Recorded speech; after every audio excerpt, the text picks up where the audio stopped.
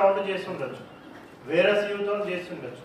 మళ్ళీ మన ప్రాసెస్ ఏముంటుందంటే unless and until all the CUs are counted in that round, second round మనం start పెట్టలేము.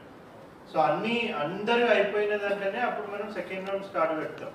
యాక్చువల్గా స్ట్రిక్ట్గా మాట్లాడాలంటే అందరూ అయిపోవాలా, మళ్ళీ అబ్జర్వర్ ర్యాండమ్గా ఒక 2 సెలెక్ట్ చేస్తారు, ఆ 2 తీసుకొని వచ్చి అబ్జర్వర్ టేబుల్లో కూడా కౌంటింగ్ చేస్తారు. ఆ కౌంటింగ్ కూడా మనకు వచ్చే నెంబర్ సేమ్ ఉండాలి. సో మీరు స్టార్టింగ్ ఏం చేస్తారంటే 17C పార్ట్ ఏ ఏదైతే ఉంటుందో దానిలో టోటల్ పోల్డ్ ఓట్స్ నెంబర్స్ మీకు ఆల్రెడీ మెన్షన్ చేసి ఉంటాయి. మీరు CU ప్రెస్ చేయగానే మీకు ఆ టోటల్ పోల్డ్ ఓట్స్ నెంబర్స్ అక్కడ కనిపిస్తాయి. 2 మ్యాచ్ కావాలి. 2 మ్యాచ్ కాకపోతే ఏం చేస్తారు,